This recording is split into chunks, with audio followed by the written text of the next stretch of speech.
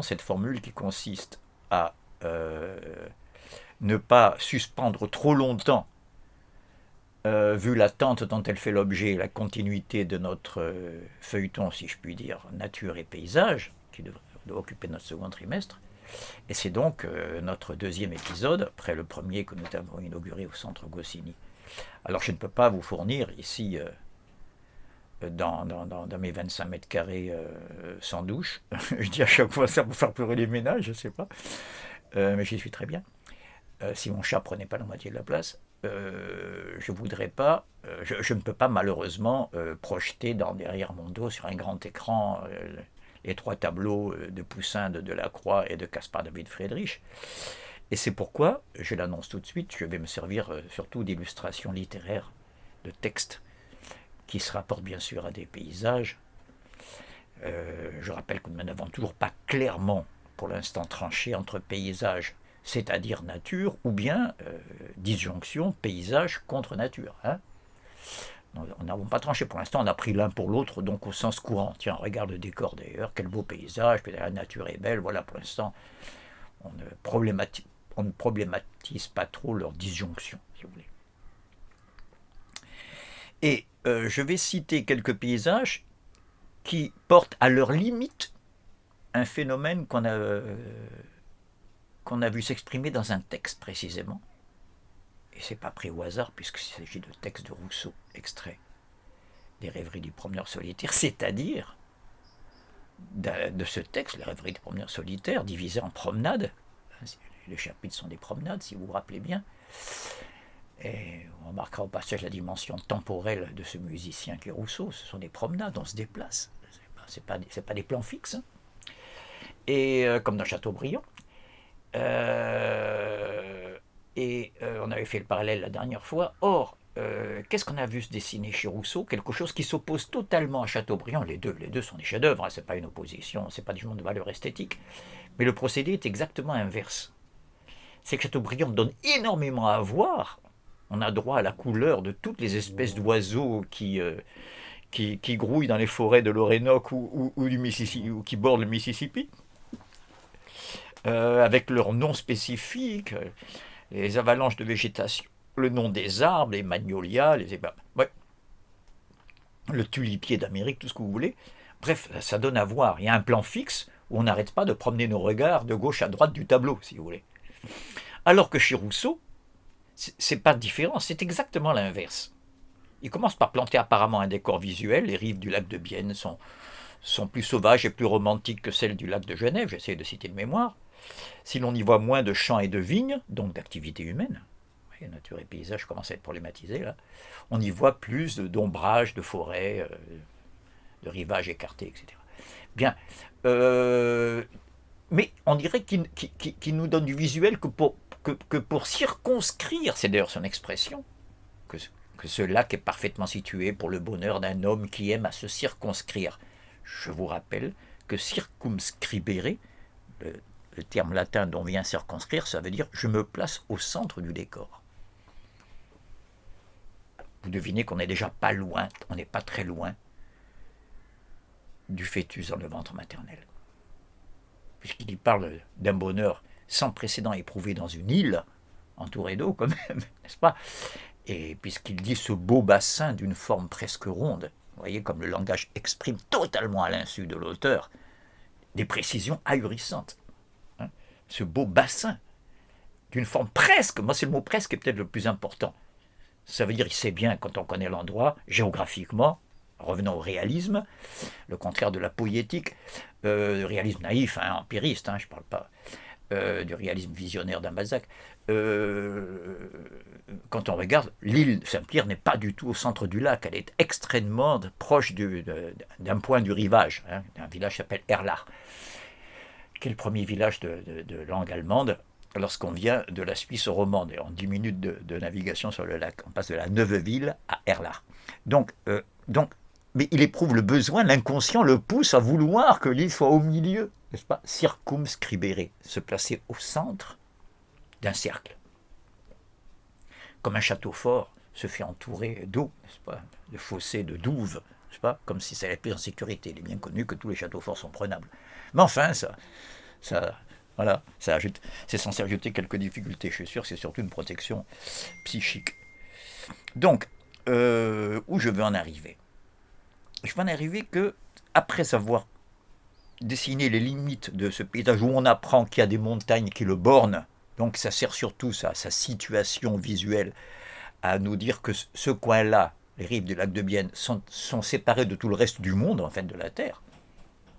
Que l'accès en est difficile pour les promeneurs, voilà, il n'y a pas beaucoup de routes qui mènent, etc. Je ne cite pas de mémoire. Mais une fois qu'il est dedans, ça c'est pour le rapport au monde extérieur, une fois qu'il est dedans, il y a une progression du texte, si vous vous rappelez bien, j'y vais vite parce qu'on l'a vu la dernière fois, hein. Il y a une progression du texte qui consiste à anéantir progressivement tout ce qui est perception externe pour n'être attentif qu'aux perceptions internes. Je reprends une dichotomie chère à Kant, en rappelant que pour Kant, l'espace est la forme a priori de toutes les perceptions externes, ça veut dire que s'il n'y a pas l'espace, je ne peux rien voir, si l'espace n'est pas donné, donc il est a priori. Et le temps est la forme a priori de toutes les perceptions internes. Je vois ce micro, là il est dans l'espace, je le vois dans l'espace. Mais si je ferme les yeux et que je pense à ce micro, je me le représente, donc là c'est interne, c'est une durée ce micro, c'est plus un espace. On ne peut pas dire qu'il y a 1m20 de haut, je ne sais pas combien il fait, n'est-ce pas, dans ma tête, ça ne veut rien dire. Voilà, c'est du temps. Donc progressivement, je vais vite maintenant parce que je vais au résultat final, c'est le fameux passage où il arrête d'herboriser à droite à gauche dans l'île. Quand le soir approchait, je descendais des cimes de l'île, inquiétude du soir qui tombe, inquiétude de la lumière qui s'en va, et donc descente, oui, vers une sécurité. Et j'allais volontiers m'asseoir au bord du lac, sur la grève, en quelque asile caché. Il n'y a d'asile que pour un fuyard. Il n'y a d'asile que pour un outlaw, pour un fuyard, pour quelqu'un qui est traqué. C'était bien le cas de Rousseau à ce moment-là, je ne vais pas le répéter 36 fois, n'est-ce pas, puisqu'il s'y réfugiait très précipitamment dans cette île, en laissant tous ses manuscrits à un ami à Neuchâtel, et n'emportant que les confessions qu'il avait commencé à rédiger et le projet de constitution pour la Corse. Je rappelle, quand même, n'est-ce pas? C'est un terme de fuyard, n'est-ce pas? J'allais volontiers m'asseoir au bord du lac, sur la grève, en quelque asile caché. Et là commence le temps fort de la rêverie, hein. Je ne suis pas le seul à le dire, ça n'a échappé à personne. On peut dire que la phrase moderne, pour la première fois surgit, la phrase de la littérature moderne, c'est-à-dire qui va donner au XXe siècle la phrase interminable de Proust, c'est la phrase qui suit les moindres circonvolutions, pour prendre un terme de Baudelaire, lorsque Baudelaire dit qu'il n'a pas rêvé, dans la préface de ses poèmes en prose, hein, d'une prose assez musicale, assez souple pour épouser les moindres circonvolutions de l'âme, etc. Et bien cette langue-là, n'est-ce pas, elle surgit dans ce passage-là. Et donc je ne vais pas répéter pour la xème fois les passages sur le fait que non seulement il ne fixe pas comme, il ne demande pas comme Chateaubriand de regarder ce qui est une attitude active, le paysage, je suis le sujet, le paysage est objet de mon acte de voir, mais c'est le contraire, n'est-ce pas? Ce sont les objets qui le fixent, n'est-ce pas? Le flux et le reflux de cette eau fixant mon âme, scotchant, on dirait aujourd'hui, immobilisant mes yeux qui jusque-là tournaient à gauche et à droite, hein. Hypnose, fixant mon âme et fixant mes sens. Les sens c'est fait pour voir, non là, fixant mes sens et chassant de mon âme toute autre agitation que celle des sens. Vous voyez qu'il y a une espèce d'anéantissement progressif de tout le monde extérieur, hein, toute perception interne. La plonger dans une rêverie délicieuse où la nuit me surprenait souvent sans que je m'en fusse aperçu. Bon. Et la phrase capitale, c'est celle-ci. La pensée revient, une attitude active semble revenir. J'illustre. Quelquefois naissaient quelques faibles et courtes réflexions sur l'instabilité des choses de ce monde dont la surface des eaux m'offrait l'image, une comparaison assez banale, mais bientôt, et voilà le sommet de l'anéantissement dont je parle, l'anéantissement du décor, mais bientôt ces impressions légères elles-mêmes s'effaçaient dans l'uniformité du mouvement continu qui me berçait. Il n'y a plus d'image, il y a un son, berceuse. Rythme, le rythme du flux et du reflux des eaux du lac. Hein.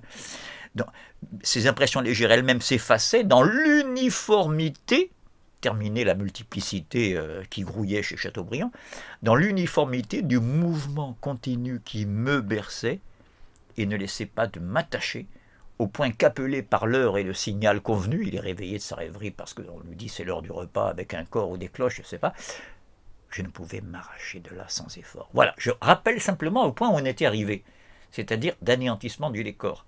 Je vais maintenant pousser ça à la limite, c'est-à-dire citer quelques textes, n'est-ce pas, qui sont intermédiaires, qui prennent la relève, qui sont presque immédiatement, en termes chronologiques et historiques, postérieurs à ces véritables révélations rousseauiennes sur le décor. C'est une manière de traiter le décor, c'est-à-dire qu'il atteint le maximum de sa beauté lorsqu'il n'y a plus rien à voir. C'est quand même extraordinaire comme paradoxe. Et en même temps, qui annonce, donc entre Rousseau dans le passé et dans l'avenir, qui annonce ce qu'on va appeler à partir surtout de Baudelaire, le paysage intérieur dans le champ de la poésie symboliste, donc des avant-gardes du IXe siècle et bientôt du XXe. Je fais une petite parenthèse ici, si vous cherchez une médiation entre je parle aussi bien pour le paysage, hein. Je pense en particulier à un poème comme Nuit rhénane, paysage nocturne germanique d'Apollinaire dans Alcool. Si vous voulez trouver un poète qui fait la médiation entre les avant-gardes fin 19e et les avant-gardes surréalisme du 20e, c'est Apollinaire. Donc, le paysage intérieur. Pour ça, il faut passer, vous voyez, par une focale en deçà de laquelle on est encore dans le visuel, au-delà de laquelle il n'y a plus rien à voir, mais où on retrouve un paysage mais qui est intérieur. Vous voyez pourquoi je prends l'image de la focale, quoi. Hein. Je vais en trouver quelques-uns, en particulier chez Hölderlin, donc la postérité immédiate à Rousseau. On est vraiment dans les dernières années du XVIIIe, voire les toutes premières du XIXe, ou plus tard. Même s'il est mort dans les années 1840, mais il a 37 ans de folie. Hein. Je parle des textes, des derniers textes avant le déclenchement de la folie, ou quelques-uns qui sont dans les tout premiers temps de la folie. On le verra dans un petit moment. Mais avant, pour les introduire, je voudrais faire allusion à un texte extrait d'une nouvelle d'Edgar Poe qui s'appelle Le Domaine d'Arnheim. Alors là, je suis obligé de faire un petit rappel. Edgar Poe est plutôt connu, n'est-ce pas ? Non pas pour batifoler dans le paysage, mais au contraire pour les choses les plus macabres, les plus gothiques, on dirait maintenant, n'est-ce pas ? Je sais pas, moi, ça va de l'histoire de vampires, je pense à l'épouvantable nouvelle qui s'appelle Bérénice. C'est de grandes réussites littéraires extraordinaires. Hein. Mais Bérénice, ou carrément le personnage principal va dans le tombeau arracher les dents de sa sœur, quoi, je veux dire, du cadavre, c'est épouvantable. Alors là, c'est le contraire, c'est un Edgar Poe paradisiaque. Il y a deux nouvelles qui vont dans ce sens. Il y a pas mal de poèmes hein, qui sont. Dans ces poèmes, on a remarqué qu'Edgar Poe était beaucoup plus lumineux et séraphique, alors que dans ces nouvelles, il est extrêmement sombre et je dis macabre parce que c'est un terme commode, mais on a un peu usé avec lui. C'est quand même plus nuancé que ça. Mais là, il y a deux nouvelles qui sont carrément paradisiaques. Je donne les titres. Le Domaine d'Arnheim, dont je vais citer un extrait, et le Cottage Landor, Landor. Pas Lindor, c'est pas des chocolats, hein, Landor. Qui traite à peu près du même thème, c'est-à-dire essayons d'imaginer, au sens propre, hein, il était enfoncé, complètement shooté à l'opium, là, hein, je veux dire, c'est les rêveries d'un grand fumeur d'opium, il le dit d'ailleurs. Le Domaine d'Arnheim, c'est la vision en grand, on va voir après, je ne donne pas de détails. Le Cottage Landor, c'est un peu plus vraisemblable, c'est réalisable à l'échelle de quelqu'un qui aura un petit peu d'argent, si vous voulez, voilà. Alors, j'en viens au Domaine d'Arnheim. D'abord, le nom Arnheim, A-R-N-H-E-I-M. Je rappelle que le radical Heim en allemand est très courant dans les noms de lieux, ce qui va donner le home anglais. Hein, c'est le foyer, le patelin. Hein. Le pays natal, il y a deux mots en allemand. Il y a Heimat, le plus courant, c'est pas le Heimat. Donc Heim avec AT à la fin. Et puis il y a le Vaterland. Littéralement, la patrie, pater. Vaterland, la terre du père. Et bien le Heimat, c'est la terre de la mère. C'est pas la patrie au sens de l'État-nation, c'est pas l'Allemagne. C'est, je sais pas moi, pour Hölderlin, la Souabe. Ou les pentes de la forêt noire. D'accord ? pour Ernst Jünger, les grands paysages du nord-est à la frontière de la Pologne avec les forêts interminables. Voilà, pour Thomas Mann, les rives de la Baltique. Voilà, je veux dire, le Heimat, c'est beaucoup plus localisé, beaucoup plus intime. C'est pour ça que je pense au maternel ici. C'est là où on a passé les premières années de l'enfance. Donc, Arnhem est un décalque à peine transformé à une voyelle près d'un village qui existe en Hollande, enfin d'une agglomération qui s'appelle Arnhem, H-E-M. H-E-M est la variante flamande de Heim allemand. Voilà. C'est anecdotique, donc je passe là-dessus. Le pitch, très rapidement. Le pitch, le narrateur parle de son ami Ellison. Voilà. Et je vous dis la première phrase, parce que on voit tout de suite de quoi il s'agit.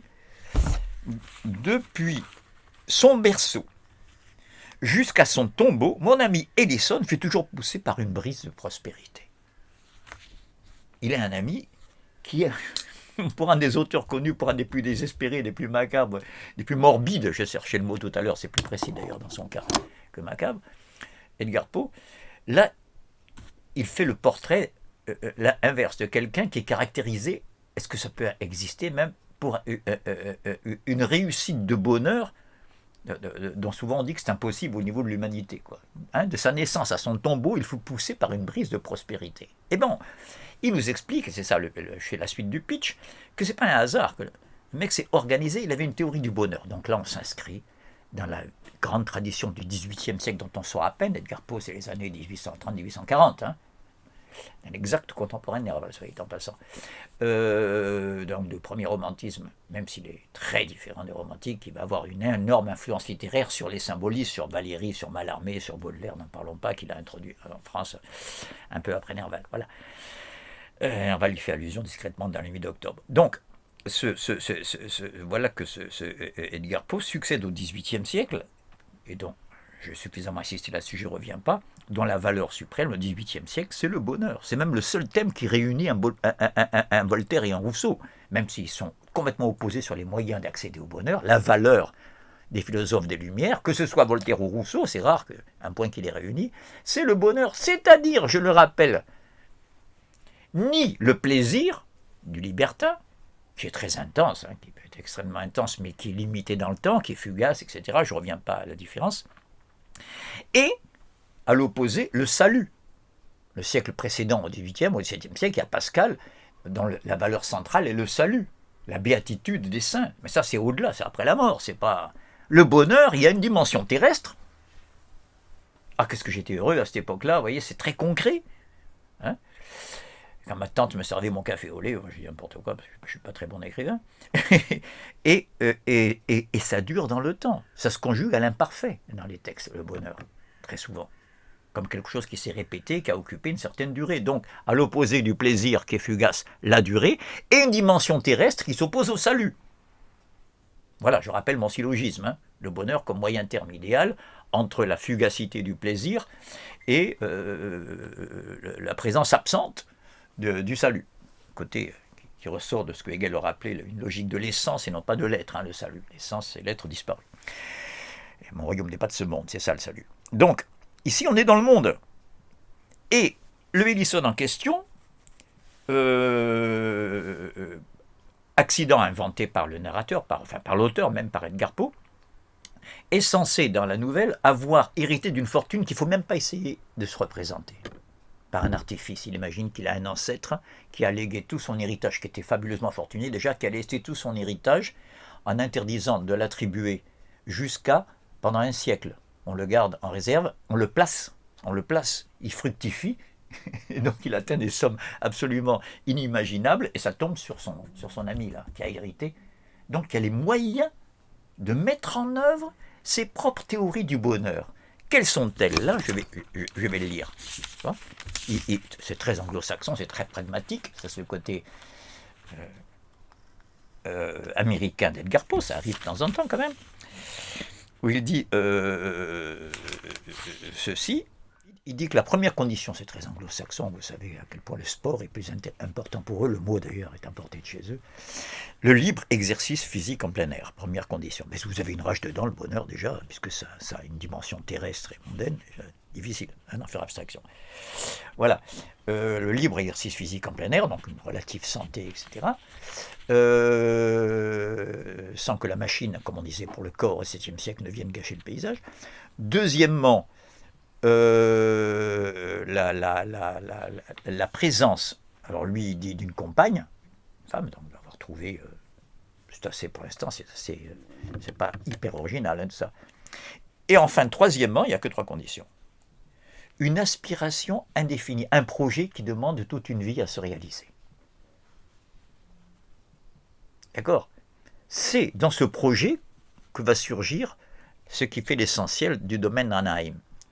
C'est que lui décide de se consacrer, comme c'est un artiste, c'est un poète, mais il ne veut pas intervenir dans les genres qui ont été suffisamment développés, musique, peinture, etc. Il décide de se vouer à un art qui, d'après lui, n'a pas été assez cultivé, le jardin-paysage. Vous voyez comment on y arrive.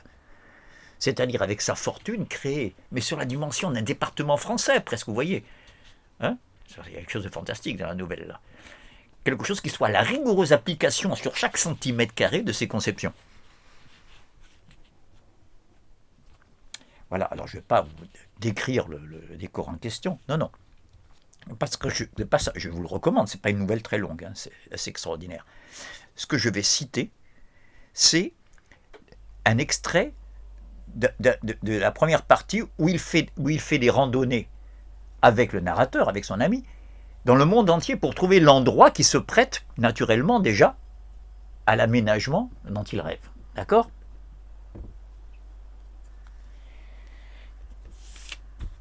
Ellison, à la recherche du lieu et de la situation désirée, voyage plusieurs années et il me fut accordé de l'accompagner. 1000 endroits qui me ravissaient furent rejetés par lui sans hésitation, pour des raisons qui me prouvèrent finalement qu'il était dans le vrai.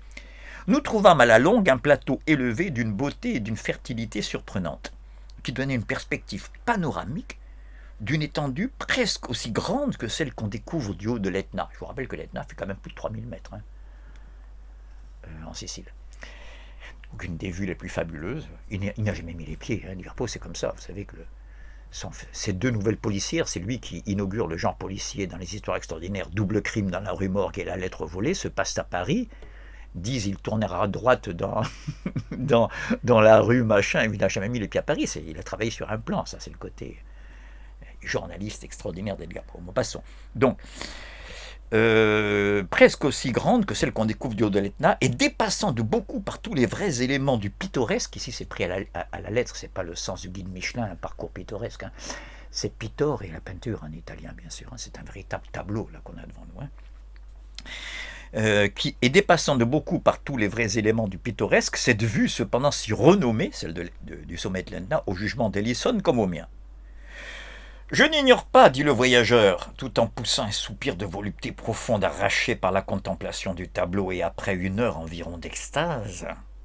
Je sais qu'ici, dans les circonstances qui me sont personnelles, les 9/10 des hommes les plus délicats se tiendraient pour satisfaits. Comment trouver plus beau que ce qu'on voit là, quoi. C'est ici qu'il faut faire le domaine d'Anaheim. Ce panorama est vraiment splendide et je m'y délecterai rien que pour l'excès de sa splendeur. Le goût de tous les architectes qu'il m'a été donné de connaître les pousse pour l'amour du point de vue, panorama, point de vue, à placer leurs bâtiments sur des sommets de montagnes. Il y a là une erreur évidente. La grandeur dans tous ses modes, mais particulièrement dans celui de l'étendue,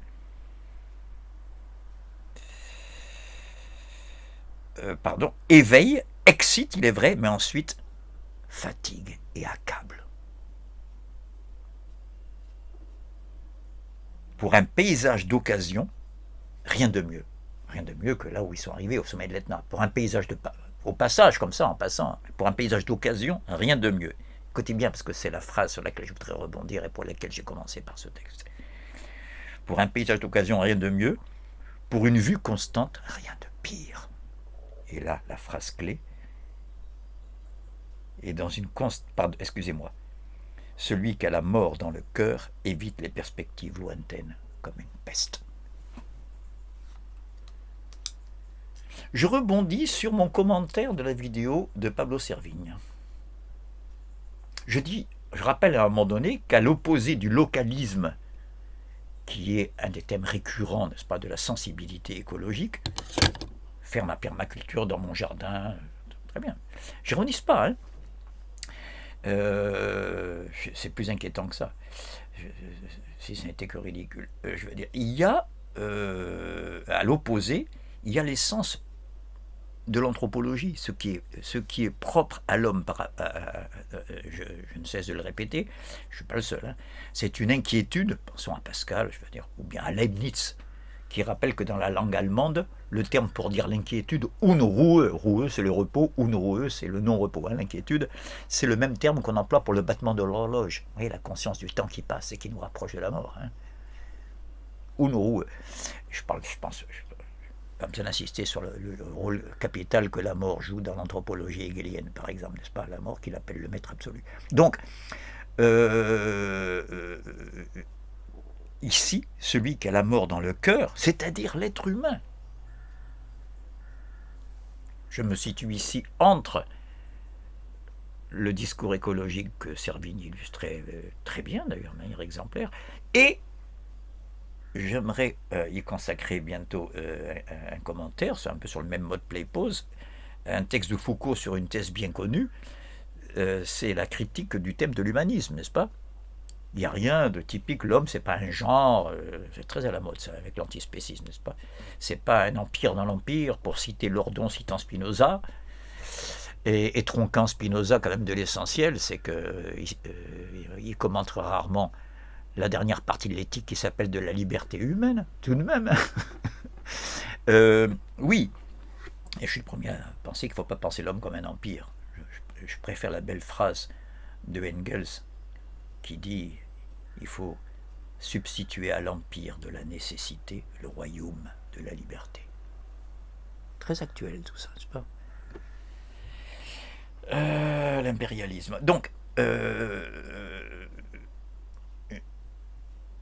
je me sers de ce passage pour dire que même un auteur assez réactionnaire comme Edgar Poe, très aristocratique, élitiste, si vous préférez, dans ce sens-là, pas du tout, qui a été élevé, n'est-ce pas, dans une grande villa virginienne avec un poney tiré par des esclaves noirs quand il était tout petit. Bref, voilà, qui est assez anti-progrès,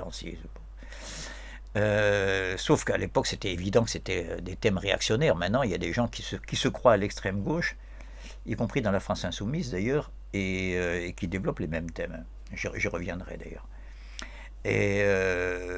Or, ce Edgar Poe-là rappelle tout de même que le propre de l'homme, c'est cette inquiétude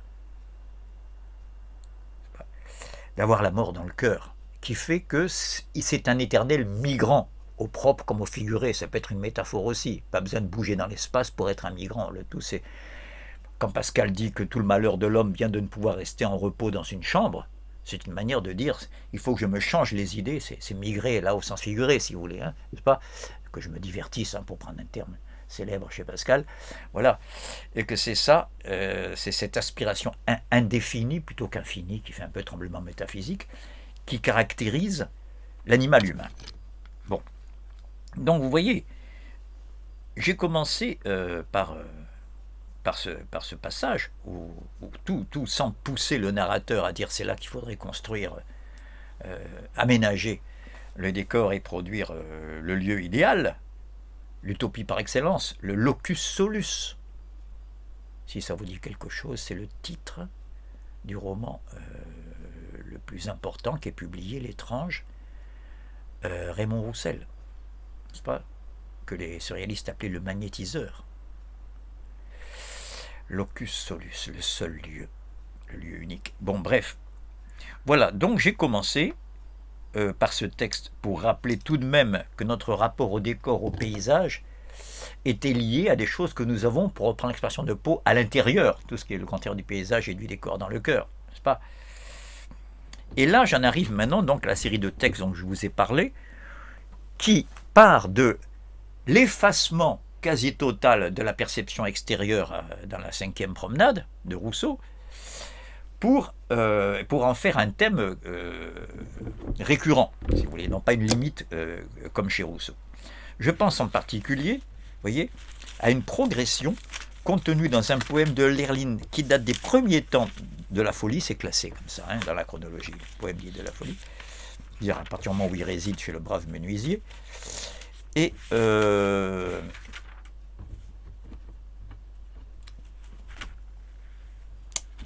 qui s'appelle tout simplement La Promenade. N'est-ce pas? Alors, vous allez voir que contrairement à ce que je viens de dire, il y a plein de choses à voir. Ce qui m'intéresse, c'est la progression et c'est la fin pour arriver à la fin. Hein. J'en profite aussi, avant de lire le texte, d'habitude Hölderlin semble, même quand c'est d'une beauté inouïe, c'est obscur, c'est difficile, ça semble mystérieux, alors que là, il est d'une exceptionnelle clarté, presque aussi clair que les peintres naïfs, si vous voulez. Vous voyez, comme Verlaine, qui après le drame de la prison de Mons, dit « Le ciel est par-dessus le toit, si bleu, si calme. » Vous voyez, là, avec ces couleurs primitives des peintres naïfs, si vous voulez. Voilà. Bon. Ben, vous voyez, jugez plutôt, c'est à peu près de cet ordre-là. « Oh, forêt si joliment peinte, sur le penchant du coteau vert où serpente ma promenade. Pour chaque aiguillon dans le cœur, tiens, vous voyez, on est en train de parler de la mort dans le cœur. Pour chaque aiguillon dans le cœur, un doux repos me récompense. Quand il fait sombre dans mon âme, depuis toujours art et pensée ont pour salaire la douleur. Ô jolie image du Val !» Donc vous voyez, il fuit la réflexion qui commence à se faire, un peu sombre, et il est ramené avec bonheur au paysage. Ô jolie image du Val au pluriel, arbres et jardins par exemple. Et puis ce sentier très étroit, le ruisseau qu'on devine à peine. De quel éclat brille gaiement au loin la splendide image du paysage que je hante. C'est intéressant que je hante, c'est comme si c'était un fantôme qui est extérieur, qui est étranger à tout ça. C'est le propre de l'homme, hein, d'être nomade et étranger absolument au monde auquel il aimerait bien s'intégrer. L'homme ne peut s'intégrer que dans un décor qu'il a lui-même aménagé, dans lequel il a produit sa marque, de même qu'on ne peut manger que ce qui est cuit, assaisonné, cuisiné, n'est-ce pas, et non pas la nourriture telle qu'elle jetée par terre, n'est-ce pas? Voilà. Donc, de quel éclat brille gaiement, au lointain, la splendide image du paysage que je hante. Et là commence la dernière partie. Je suis un peu solennel parce que c'est une seule phrase qui fait un crescendo. Et regardez bien comment ça se termine. Volontiers sous un ciel clément, la divinité nous quitte, amicale, avec du bleu pour commencer, le même bleu que le ciel est par-dessus les toits, si vous regardez bien, hein. Avec du bleu pour commencer, puis des nuages qu'elle arrange d'une forme arrondie et grise, avec les feux d'éclairs, vous voyez le crescendo, les coups de tonnerre, les chants, leur charme et la beauté qui sourd aux sources, dernier vers, de l'image toute première. Donc le dernier vers, c'est la beauté qui sourd aux sources de l'image, alors d'autres traductions de l'image originelle, de l'image toute première, avec un I majuscule. Circuler, il n'y a plus rien à voir. On ne peut même pas aller au centre de cette image, on reste au bord. Vous voyez, je reprends, et la beauté qui sourd, comme de l'eau qui vient d'en dessous de la terre, c'est pas comme des sources, et la beauté qui sourd aux sources de l'image toute première. Voilà un exemple saisissant de cet anéantissement du décor, mais pas pour s'endormir comme Rousseau, d'accord, mais pour faire apparaître l'essentiel du paysage, paradoxalement. On n'a pas beaucoup de détails, l'image, de la beauté qui sourd aux sources de l'image toute première. Il y a cet exemple-là, toujours sur le même thème, n'est-ce pas? Il y a un fragment qui dit ceci,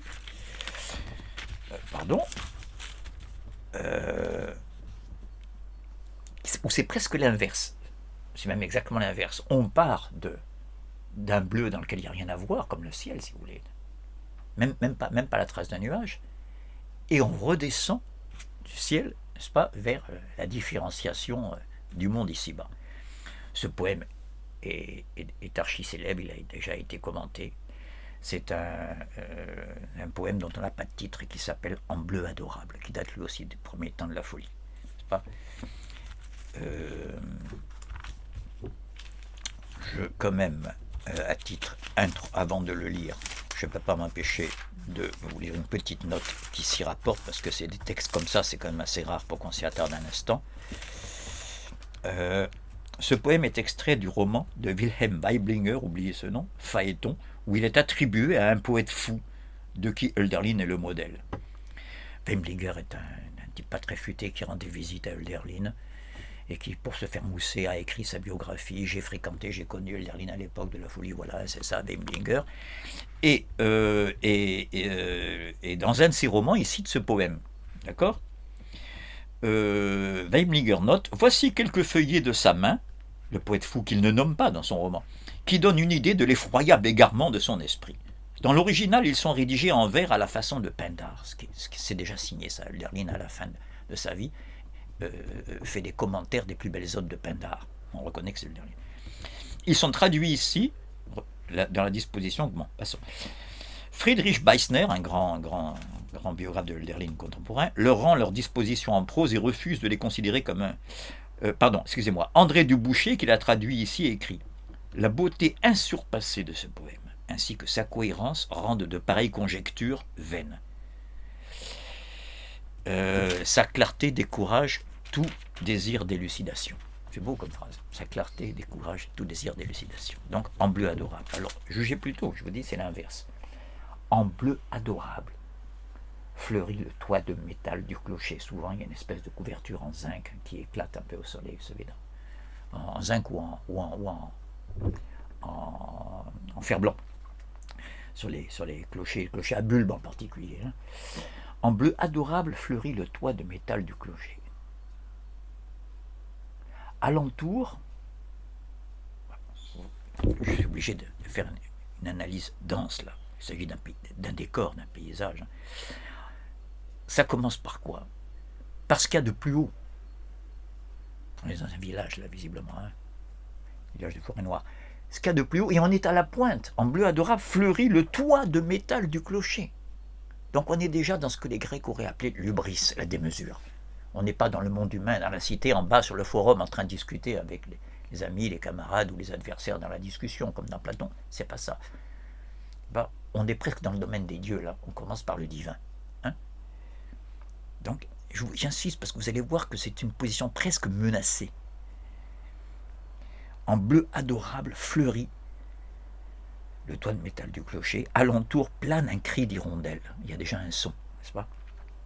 Autour, qu'est-ce qu'il peut y avoir autour du clocher? Eh bien, s'étend le bleu le plus touchant. Et on revient à bleu. De nouveau, quelque chose où il n'y a rien à voir. Le soleil au-dessus, on est encore plus haut. Le soleil au-dessus, comme culmination du ciel, si vous voulez. C'est pas comme zénith. Le soleil au-dessus va très haut et colore la tôle. Mais silencieuse là-haut, dans le vent, crie la girouette. De nouveau, un son vient ici doubler l'image. Donc je répète, cette intruite, comme on dit dans la musique sacrée, au début d'une messe ou d'une passion, en bleu adorable fleurit le toit de métal du clocher. Alentour plane un cri d'hirondelle. Autour s'étend le bleu le plus touchant. Le soleil au-dessus va très haut et colore la tôle. Mais silencieuse là-haut dans le vent, crie la girouette. Quand quelqu'un descend au-dessous de la cloche les marches, alors le silence est vie. Tout d'un coup, rupture. On était tenté par l'hubris, on est aspiré. Comment voulez-vous aller plus haut que le bleu adorable, que le soleil qui colore la tôle? On est presque en train de se décrocher du clocher et de planer avec les hirondelles autour. On est dans une position menaçante, un peu comme Icare qui vole sans réaliser la menace. Donc il est temps de redescendre. Or, regardez, quand quelqu'un descend au-dessous de la cloche, vous savez, il y a des escaliers en bois là pour aller réparer les cloches, les marches, alors le silence est vie. Tout d'un coup, la vie revient. Car lorsque le corps, je me permets de faire une voix off parce que ça a l'air obscur, mais c'est d'une clarté. Le corps, c'est tout le contraire de ce qu'on vient de voir. Le corps, c'est plastique, c'est grec, hein, c'est pas le bris. Hein. Car lorsque le corps à tel point se détache, puisqu'on a bougé, on est descendu, une figure sitôt ressort de l'homme. Les fenêtres d'où tintent les cloches sont comme des portes par vertu de leur beauté. Oui, les portes encore étant de la nature, c'est un raccourci, les portes sont en bois, donc elles viennent de la forêt, hein, quand on connaît un peu le Hölderlin. N'oubliez pas qu'il a écrit ça abrité par un menuisier, un travailleur du bois, dans lequel il a abrité sa folie pendant 37 ans. C'est pas. Et Hölderlin lui a consacré un étrange petit distique en hommage où il dit « À toi, mon ami, je te dirai mon secret. De Dédale, tu as le génie et la forêt. » C'est joli pour un menuisier. De Dédale, tu as le génie, parce que c'est un travailleur qui demande de l'intelligence. Faire une table, il ne faut pas seulement faire travailler les mains, ça fait travailler la tête aussi. Hein. De Dédale, tu as le génie et la forêt, le bois. Donc, comme les fenêtres d'où tintent les cloches sont comme des portes par vertu de leur beauté. Oui, les portes encore étant de la nature, elles sont à l'image des arbres de la forêt. Mais la pureté est-elle beauté aussi? Du départ au dedans, donc maintenant il regarde dans l'église, hein, pointe un esprit sévère, ces petites églises protestantes où il n'y a pas grand-chose, hein, c'est pas la surcharge du décor catholique, n'est-ce pas? C'est encore ce qui vous le dit, ça reste son charme aussi, hein, mais plus baroque. Naît un esprit sévère, si simples sont les images, si saintes, que parfois on a peur, en vérité, elles, les images, au pluriel, de les décrire. Mais les célestes, qui sont toujours bons du tout comme riches, ont une telle retenue et de la joie, et l'homme en cela peut les imiter. Alors, telle est la mesure de l'homme, je m'arrêterai sur cette citation, telle est la mesure de l'homme, deux points, riche en mérite, l'homme a plein de mérites, hein, c'est le fameux cœur de Sophocle qu'il connaît par cœur, l'homme a dompté les flots, il a fait des bateaux, il a dompté les métaux, il est prométhéen, bon.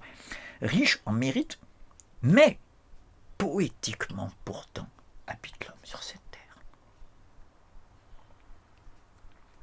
Comment se fait-il qu'on ait encore besoin de la poésie alors qu'il semble qu'on ait résolu technologiquement tous les problèmes, ou en tout cas qu'on les résolve de plus en plus avec le progrès, n'est-ce pas?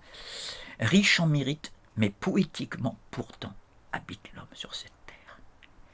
Et je termine sur cette phrase. Pour quelqu'un qui semble diviniser la nature, mais qui est si peu écologique, je vous laisse juge.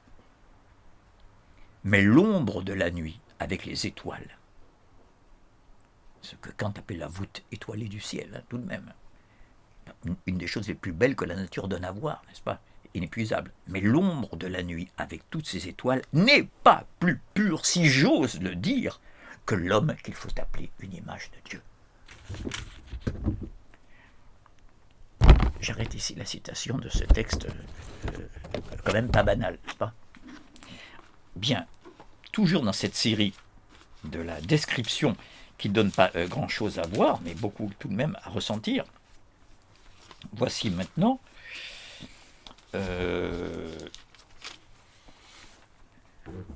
un texte plus mystérieux qu'on appelle l'Aigle. Donc je ne vous commenterai pas les parties mystérieuses, on n'en finirait pas, parce que ça n'enlève rien à la beauté, n'est-ce pas, du texte, mais par contre vous allez retrouver notre thème dans la deuxième partie. Mon père est parti sur le Gothard, c'est une montagne des Alpes, hein, là où les fleuves vers l'aval, assurément vers l'Étrurie, et oui, des Alpes, les fleuves coulent soit vers le nord, le Rhin, n'est-ce pas?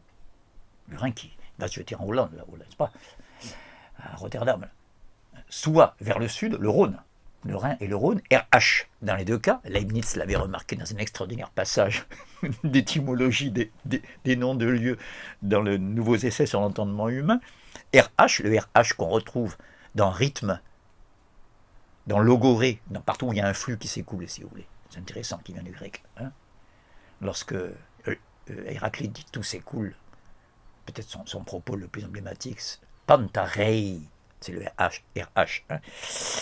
Donc, mon père est parti sur le Gothard, là où les fleuves vers l'aval, assurément vers l'Étrurie, donc là ça coule vers le sud, vers l'Italie, n'est-ce pas? Le Pô, par exemple. Hein, de côté et en droit chemin aussi, par-dessus la neige, vers l'Olympe et l'Émos, où l'Athos jette l'ombre, vous voyez tous ces noms grecs, vers des antres à Lemnos. Mais, initialement, ils sont les ancêtres venus des forêts de l'Indus. Il reprend bien sûr l'histoire qui est en train, l'histoire moderne qui est en train d'éclore là, à cette époque-là, n'est-ce pas? L'histoire commence en Orient, même plan que Hegel, bien sûr. Hein. Mais initialement, les ancêtres sont venus de l'Indus, les Indo-Européens. Hein. La notion existait à peine. C'est Auguste Guillaume Schlegel, un contemporain d'Hölderlin, qui va le premier parler des Indo-Européens. Les ancêtres venus, le tout premier pourtant, donc il essaie d'imaginer, n'est-ce pas? Vous voyez, je parlais de l'homme vagabond, l'homme errant, comme le juif errant, comme le vaisseau fantôme, qui est toujours en train d'errer sur les océans pour expier une faute, soyez en passant, le vaisseau fantôme. Hein. Je rappelle que dans la légende, il a maudit Dieu au cours d'une tempête, Et donc, pour le punir, Dieu l'a condamné à errer indéfiniment sur les mers sans pouvoir jamais aborder. Tous les 7 ans, il a le droit d'aborder sur la terre et de trouver rapidement, parce que c'est limité en temps, une femme qui lui soit fidèle jusqu'à la mort. Ça mettrait fin à ses tourments, bien sûr, ça n'arrive jamais. Alors, donc, ce côté nomade, n'est-ce pas, Darwin aime bien, il y a d'autres poèmes qui s'appellent Migration chez lui, comme ça.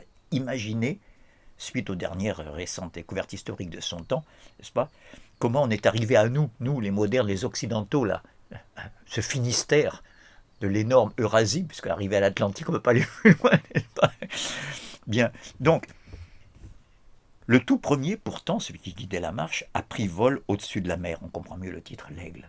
A pris vol au-dessus de la mer, fort méditant, et s'émerveillait la royale tête d'or du secret des eaux. Lorsque rouges les nuages fumaient au-dessus de l'arche et les bêtes muettes se regardant les unes les autres, pensaient aux aliments. Retenez bien ça, aux aliments. Mais elles se dressent les montagnes, pourtant immobiles. Ça peut être le Caucase, les Alpes, peu importe. Et là, il y a cette phrase pour laquelle je voulais citer ce poème. Ce n'est pas une phrase, c'est une question. Où allons-nous vouloir rester? Ça a l'air simple, mais c'est assez étrangement formulé. Où allons-nous vouloir rester? Eh bien, on retrouve la thématique d'Edgar Poe tout à l'heure. On cherche sur la terre entière l'endroit où on va pouvoir construire, n'est-ce pas, le locus solus, le paysage idéal, le décor idéal, n'est-ce pas? De telle sorte que notre inquiétude enfin s'apaise, et au lieu d'être l'éternel errant et vagabond, là, on puisse avoir envie de rester. Où allons-nous vouloir rester? Mais attendez, mais c'est la thématique de Faust qui inaugure toute la modernité littéraire. Je vous rappelle que le deal de Faust avec le diable, il est quand même simple. Du côté du diable, c'est le plus simple, on sait bien, ce que le diable veut, c'est l'âme du pécheur. Et d'avoir un client de plus en enfer. Et du côté de Faust, eh ben, je te promets que je te donne mon âme si et seulement si. Voilà la condition. Tu me fais éprouver un bonheur d'une telle intensité que je puisse m'y voir dans une éternité sans m'en lasser. Au point de pouvoir dire à l'instant, maintenant je cite, parce que là je paraphrasais, « Verweile da du bist so schön » à l'instant, reste, tu es si beau.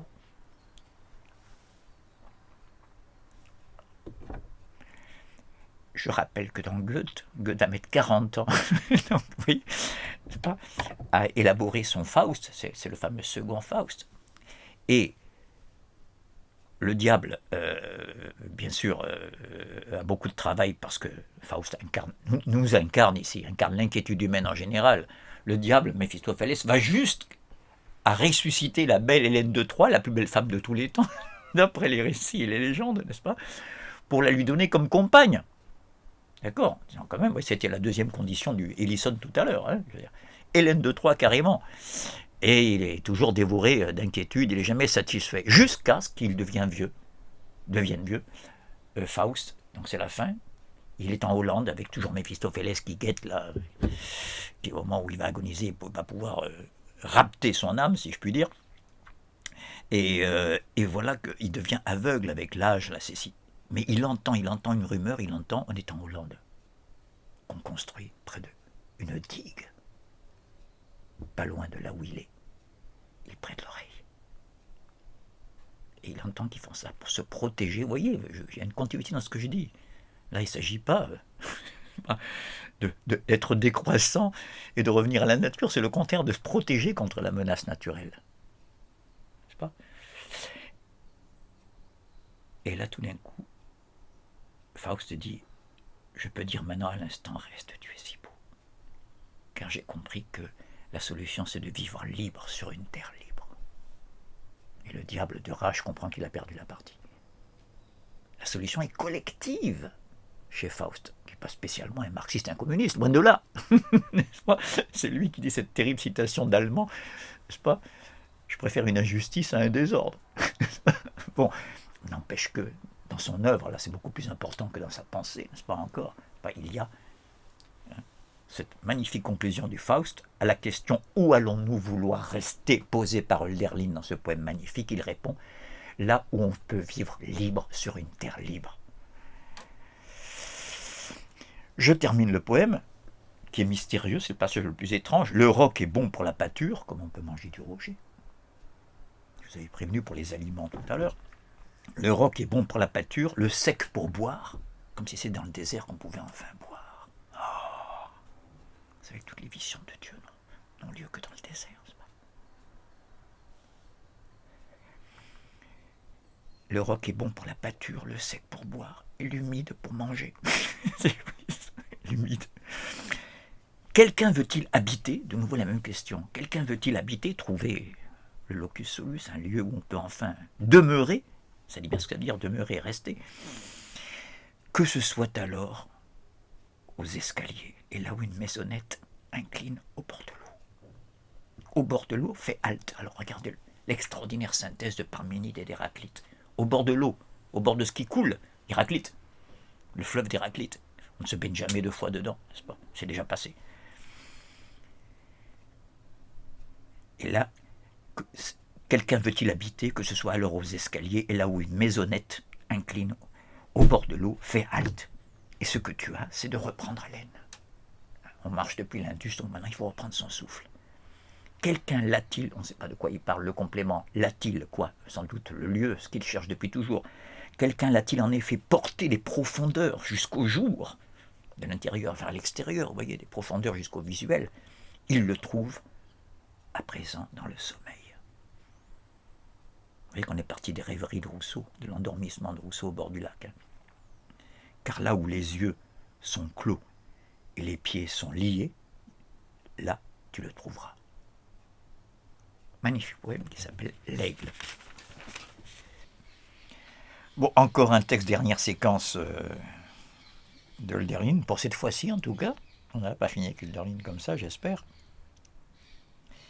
Avant de refranchir le Rhin et de terminer sur un texte en langue française.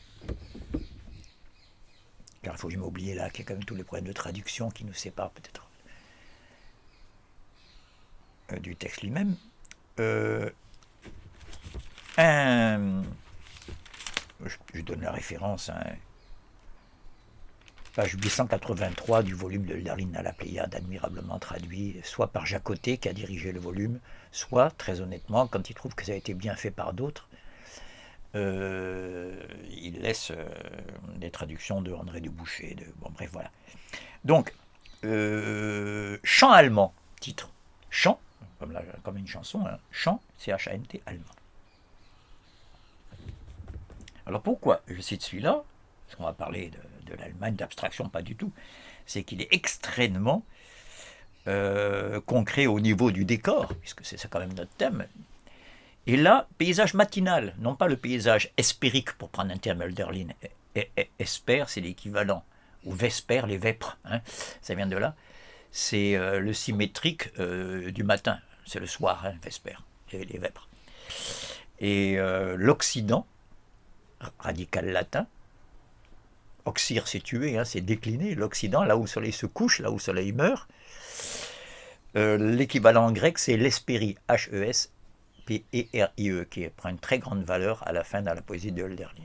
Je le dis rapidement, même si c'est un peu hors texte, mais Hölderlin, son nom est bien sûr lié comme une obsession, mais il n'y a pratiquement pas un seul de ces textes qui ne fasse pas allusion au chant hellénique, à la Grèce. Et pourtant, le grand événement de sa poésie, surtout vers la fin, c'est ce qu'il appelle assez mystérieusement le Vaterländische Umkehr, qu'on retourne par retournement patriotique, pour traduire littéralement Vaterland, hein, la terre du père, le retournement natal, on dit aussi, n'est-ce pas, natal.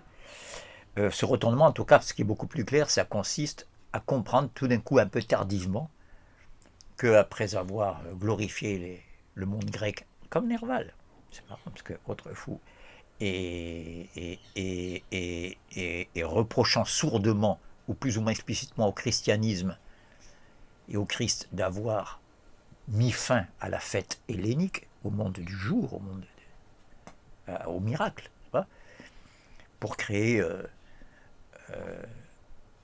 le monde du malheur. Il ne faut pas oublier que quand même le symbole du christianisme, c'est pas la sérénité, c'est pas Apollon, c'est au contraire un avorton se tordant de souffrance sur une croix. C'est le symbole du crime dans le monde entier. Et je rappelle au passage, pour prolonger ma petite parenthèse, que chez Hegel, la grande division de la grande logique en 3 parties, logique de l'être, logique de l'essence, logique du concept. Logique de l'être, le monde immédiat, je ne développe pas, parce qu'on y serait encore dans 6 mois, dans 1 an. Le monde immédiat, à la fin, la synthèse absolue, la logique du concept, et au milieu, comme moyen terme, la logique de l'essence. L'essence, c'est l'être, mais qui n'est plus là. Justement, ce n'est pas l'être immédiat. C'est l'essence, Wesen, en langue allemande. Là, je cite précisément, non pas pour imiter Heidegger, mais parce que là, ça s'impose. C'est, pour n'importe quel allemand, pour un écolier, c'est le participe passé du verbe être. Le terme qui désigne l'essence dans la philosophie allemande, Wesen, veut dire l'avoir été. Donc c'est l'être qui a disparu. C'est exactement ça. Le royaume n'est pas de ce monde, c'est le monde chrétien. D'accord ? On avait affaire à l'être immédiat, aux sources, les nymphes, l'océan.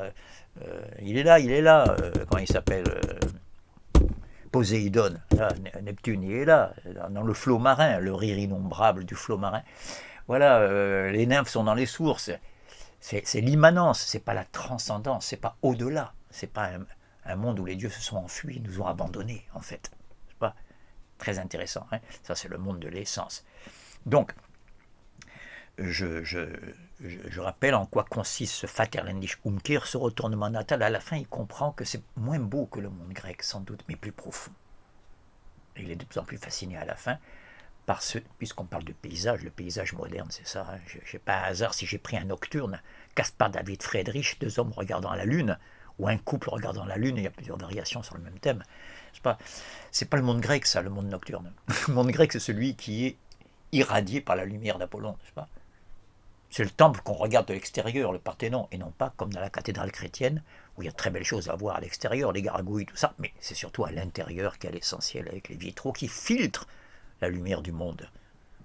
C'est la lumière de l'âme, de la ferveur intérieure, etc. Bon.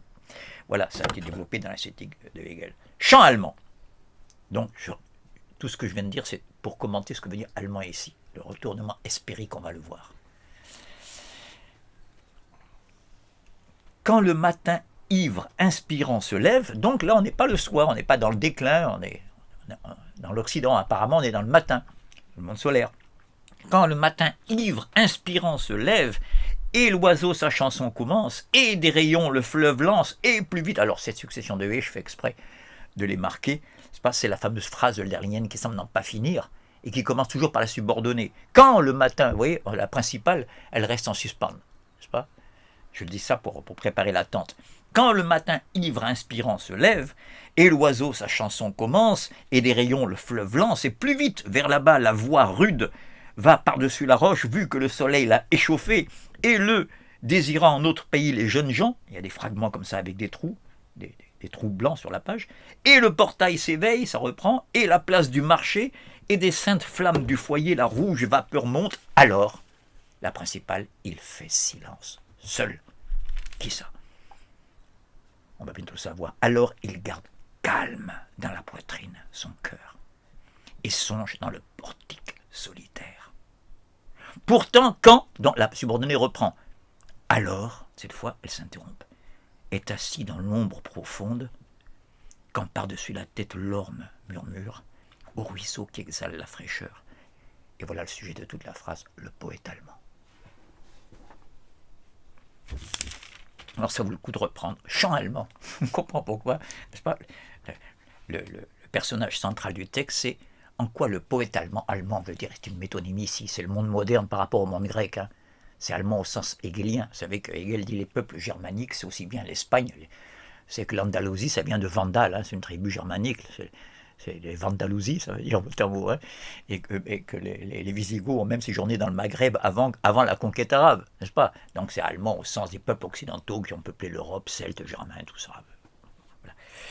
Donc, surtout que c'est une notion temporelle et non pas géographique, raciale, pas du tout, surtout pas chez Hölderlin, n'en déplaise à Heidegger, encore une fois. Donc c'est par rapport à l'Antiquité grecque. Hein. Alors quoi ? Dans la principale, tout est calme. Le poète, vous voyez, a besoin de se protéger contre la première partie du poème. La première partie du poème, c'est un enthousiasme, c'est une espèce d'explosion du matin. C'est l'aube, c'est avec tout ce qu'on peut imaginer, n'est-ce pas? L'éveil jaune et bleu des phosphores chanteurs, comme dit Rimbaud dans le bateau ivre. D'accord? Ben, c'est presque trop. Besoin de se protéger. Alors je reprends maintenant qu'on sait ça, pour qu'on le guette. Quand le matin ivre, inspirant, ivre, Dionysos, inspirant se lève, et l'oiseau sa chanson commence, et les rayons le fleuve lance, et plus vite vers là-bas la voix rude va par-dessus la roche, vu que le soleil l'a échauffé. On est en pays froid. Et le portail s'éveille, et à la place du marché, et des saintes flammes du foyer, la rouge vapeur monte. Alors, il fait silence, seul, tout d'un coup, seul par rapport à cette foule de choses qui s'agitent, et silence par rapport à ce magnifique vacarme qui est le réveil du monde, n'est-ce pas, le matin du monde. Alors, deuxième alors, il garde calme dans la poitrine son cœur. Il se protège contre l'émotion. Et songe dans le portique solitaire. Vous voyez, le portique, ça abrite. Il y a quelque chose comme un arc, n'est-ce pas, qui abrite du ciel, de ce qui est en haut. Pourtant, quand alors est assis dans l'ombre, et voilà que l'ombre vient ici s'opposer à tout ce qui était hyper lumineux dans la première partie, n'est-ce pas, le soleil qui est chaud. Alors est assis dans l'ombre profonde, quand par-dessus la tête l'orme ombrage de l'arbre. L'orme murmure au ruisseau qui exhale la fraîcheur. Jusqu'ici, on avait la roche qui avait été échauffée par le soleil, vous voyez. Maintenant, il y a la fraîcheur par rapport à la chaleur, l'ombre par rapport à la lumière. Il réhabilite à la fin le monde nordique. Alors est assis dans l'ombre profonde, quand par-dessus la tête l'orme murmure au ruisseau qui exhale la fraîcheur, le poète allemand. Et chante, sous-entendu, et il chante, quand il a de l'eau saintement sobre, pas le vin de l'ivresse, de l'eau, et chante quand il a de l'eau saintement sobre à ses buts, écoutant au loin, dans le calme, le chant de l'âme. Alors on se dit, il n'est pas un peu froid par rapport à ce qu'on vient de voir, à l'enthousiasme dionysiaque que les Grecs ont su exprimer. Et non. Et encore est-il de l'esprit trop rempli. Ça veut dire que malgré tout ça, il a encore un excès dans son esprit. Pourtant, sourit sur la simplicité de cet homme, au pluriel, sourit quoi? Les étoiles. On a commencé par le matin et on est dans le nocturne tout d'un coup. Pourtant sourit sur la simplicité de cet homme les étoiles, quand venant de l'Orient prophétique, l'astronomie est née en pays de désert. Allez voir les étoiles dans la brume londonienne, c'est pas évident. Enfin, c'est le ciel exceptionnellement sec et net des pays du désert, ou bien les seuls endroits où j'ai vu les mêmes fouillis d'étoiles, comme dans le désert, c'est incomparable. C'est la haute altitude par une très belle nuit, dans les Alpes, 3000 mètres, ça m'est arrivé en Suisse, extraordinaire. Bon, on voit 4 fois plus d'étoiles qu'en temps normal. Pourtant sourit sur la simplicité de cet homme les étoiles qu'en venant de l'Orient prophétique sur les monts de notre peuple, elles viennent de l'Orient à nous, toujours le même mouvement, la migration de l'histoire. L'histoire commence en Orient et se termine, s'oxy, meurt en Occident, lorsque, venant de l'Orient prophétique sur les monts de notre peuple, elles, les étoiles, séjournent.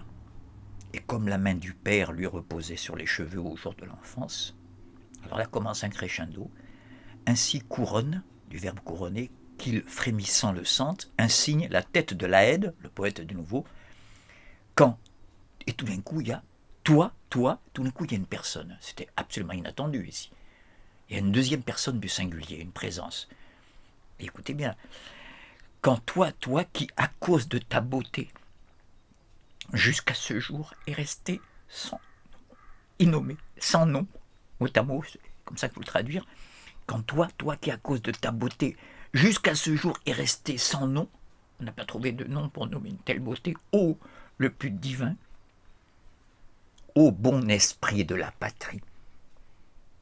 Sa parole, la parole du poète allemand, dans le chant te nomme. On n'a jamais réussi à trouver un nom pour ce qu'il y a de plus. Or, qu'est-ce qu'il y a de plus beau? Le collectif. Il ne faut pas prendre patrie ici au sens, n'est-ce pas, de parachutiste, n'est-ce pas, ou de la division Nartounebel, c'est le contraire. C'est le collectif. Car pourquoi il avait été fasciné pendant tout un temps, comme toute sa génération, comme Hegel par la Grèce, c'est parce que, comme il dit très bien dans notre poème, nul n'était seul à supporter la vie. Il y avait un partage collectif. Voire, lorsque Sophocle ou Échille faisaient une représentation, toute la cité avait rendez-vous sur les gradins. On n'était pas dispersés comme nous. Moi, je regarde mon feuilleton à la télé, l'autre va au cinéma, le troisième va dans un after hours dans un bar. Enfin, c'est le monde moderne, où chacun est un peu dans sa bulle. Nul n'était seul à supporter la vie. Donc le poids de la beauté, au lieu de rendre fou, comme c'est le cas là, moi, Hölderlin, moi, Nerval, je deviens fou parce que, à l'époque moderne, on se reçoit en pleine figure ce qui jusqu'ici avait été épargné aux autres parce qu'il y avait le religieux, il y avait les réponses qui précédaient les questions, si je puis dire. En fait, ce contenu-là, on peut l'affronter si on n'est pas seul, si on est plusieurs épaules à le soutenir. Donc, arrêtons l'abstraction et regardez comme c'est dit encore plus précisément. C'est pas n'importe quoi. Donc le crescendo d'abord, pourtant sourit sur la simplicité de cet homme, ça commence par un admirable nocturne, les étoiles qu'en venant de l'Orient prophétique sur les monts de notre peuple elles séjournent. Et comme la main du Père lui reposait sur les cheveux au jour de l'enfance, ainsi couronne qu'il sente un signe la tête de la Haide quand toi qui à cause de ta beauté jusqu'à ce jour est resté sans nom, ô le plus divin, ô bon esprit de la patrie, et là c'est explicité, sa parole dans le chant te nomme. J'ai toujours pas trouvé de nom, mais il n'y a pas de nom, il n'y a pas un nom qui enferme ça. C'est la parole, le déploiement du verbe, du logos, qui seul peut être à la hauteur d'une telle beauté. Et qui ne peut plus s'interrompre. Comme tout à l'heure, il y avait à voir une image qui donne rien à voir. Et la beauté qui s'ouvre sur les bords de l'image toute première. Mais ce n'est pas pour clore, c'est le contraire. C'est comme s'il y avait une espèce de beauté perpétuelle qui s'agite. Si on franchit ces bords-là, on sera dans une espèce de déploiement sans fin, n'est-ce pas, de l'image toute première. Voilà. Donc je tenais à terminer la séquence hölderlinienne des textes hölderliniens par ce passage extraordinaire qui s'appelle Chant allemand, n'est-ce pas? Sa parole, c'est celle du poète moderne, poète qui s'est reçu en pleine figure.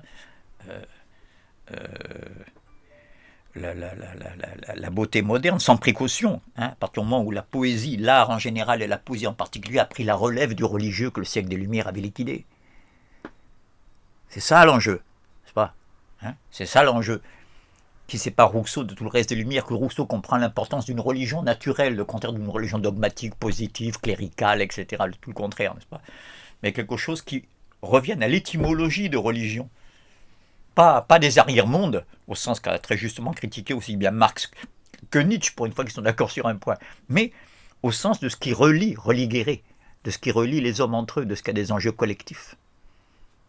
À l'inverse du relativisme dans lequel on voudrait nous enfermer par les temps qui courent. C'est pas ça, c'est valable pour toi, c'est pas valable pour moi, c'est valable pour nous, pour notre culture, mais pour les Bororo ou bien pour les Bantous, c'est différent. Tout ce qui nous oppose. Donc, encore une fois,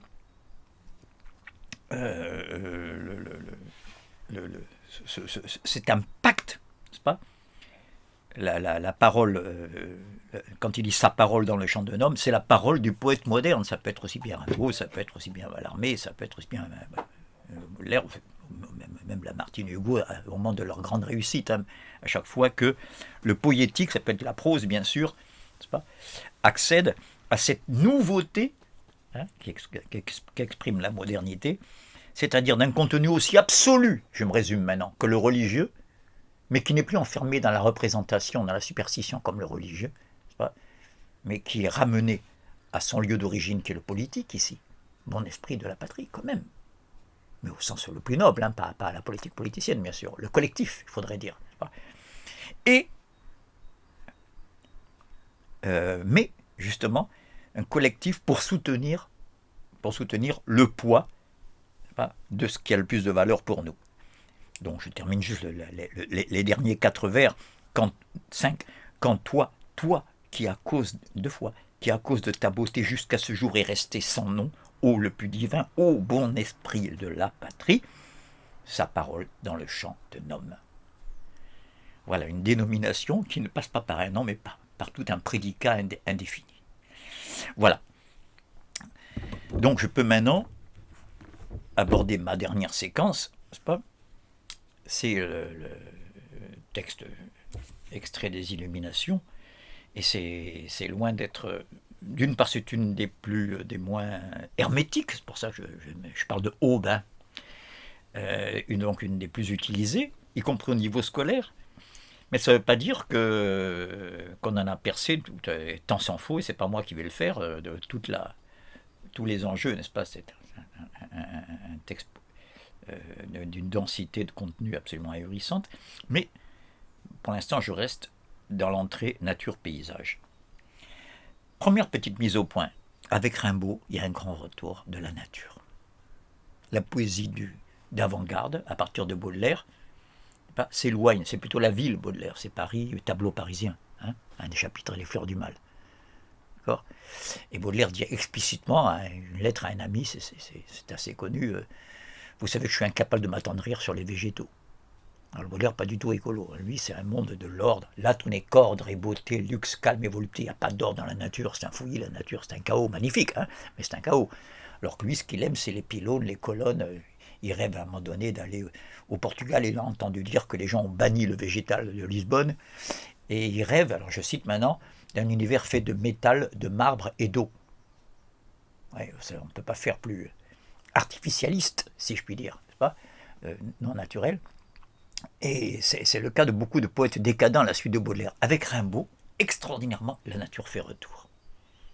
Alors là, je renvoie à une vidéo où je réponds à une question de Wilfried Pentier, si je me rappelle bien, qui avait été justement accroché par une hypothèse que je formulais, c'est que depuis l'apparition de la modernité et de son expression, qui est le romantisme, qu'elle soit musicale, picturale, poétique, politique, juridique, un romantisme juridique, un romantisme d'historien, je pense à Michelet, etc. etc. Bon, depuis l'explosion et le surgissement du premier romantisme, les Allemands parlent de Frühromantik, le tout début, avant que ça devienne une rhétorique jusqu'à la nausée, quelquefois, les thèmes romantiques, lorsque c'est des gens moins inspirés dans un second temps, il y a une alternance entre des courants littéraires, je ne vais pas tous les nommer ici, mais le concept commun c'est ça, qui cherchent à sortir du romantisme, à exorciser ce surgissement de la modernité. Ce sont les néoclassicismes, le Parnasse par exemple, l'art pour l'art, etc. Gide, Valéry, plus tard Valéry en poésie, Gide dans le roman, le néoclassicisme, par exemple. Gide dit le classicisme est un romantisme dompté. C'est bien ce que ça veut dire, hein, c'est au-dessus quoi. Être classique, ça suppose qu'on a eu les tentations romantiques, mais qu'on les a surmontées. Bon. Donc il y a une alternance entre ce mouvement-là, d'un néoclassicisme, qui est pulvérisé par un retour du romantisme initial, originel. C'est cette alternance qui caractérise, à mon avis, toute l'histoire de l'art, de la littérature et des beaux-arts, depuis la modernité. Alors bien sûr, ce qui le confirme le plus, c'est à quel point, à partir de l'impressionnisme en peinture, l'objet se délite. Les contours de l'objet, hein, j'invente rien, se délitent, et de l'objectivité empirique jusqu'à l'abstraction carrément, la peinture abstraite, où il n'y a même plus de... On ne dit pas objet, on dit sujet, hein, pour les peintres, hein, où il n'y a plus de sujet. Et au-delà même de l'abstraction, la toile blanche d'un Malevich, d'un Kandinsky, etc., qui correspond à la fuite de Rimbaud, le silence de Rimbaud, la fuite en Éthiopie, à la page blanche de Mallarmé, le vide papier que la blancheur défend, n'est-ce pas? Oui, je rappelle qu'il y a tout ça. Hein. Et donc, le poème Aube de Rimbaud, le poème en prose, puisqu'il est tiré des Illuminations, qui est un recueil de poèmes en prose, est peut-être une des plus belles illustrations de ce ressurgissement du romantisme qu'on croyait avoir relégué, n'est-ce pas, ringardisé. Quoi. La nature, il y en a marre. Pendant toute la première moitié du siècle, on n'a parlé que de ça. Quoi. Les arbres, l'automne, le machin, la forêt, les bois, le vallon, le lac de la Martine, etc., etc. Et voilà que ça fait un retour avec une force inouïe chez ce jeune gamin. Quoi. Voilà. Est-ce un hasard qui vient de la province profonde des Ardennes là-bas, hein, soit en passant. Donc,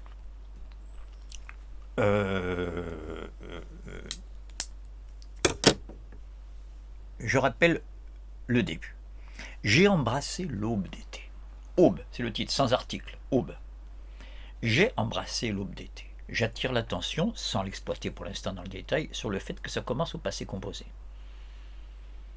c'est-à-dire un acte achevé, terminé. Il nous dit le résultat avant de nous donner le détail. J'ai embrassé l'aube d'été, c'est ça le sujet du poème. Donc la suite, c'est comment un être humain peut parvenir à embrasser l'aube, ce qui suppose déjà qu'elle est personnifiée, soit en passant. J'ai embrassé l'aube d'été.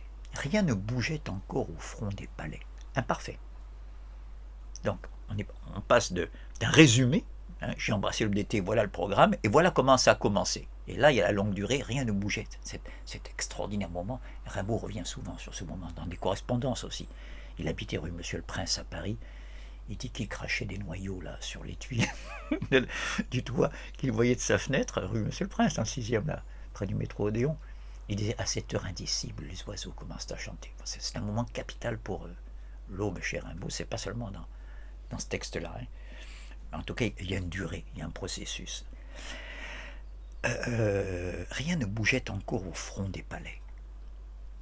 Deuxième remarque, après l'imparfait et donc la longue durée, de ce processus mystérieux, donc là on est un peu en deçà du poème de Hölderlin. Hölderlin, c'est ça y est, le soleil s'est levé et manifeste sa gloire sur tous les objets qui l'animent. Tandis que là, ça précède presque le lever du soleil, c'est quand ça commence à rougeoyer à l'horizon, ou à blanchir, à l'heure où l'aube blanchit la campagne, dit Hugo, à mon avis par projection inconsciente du mot alba, aube, qui veut dire blanc.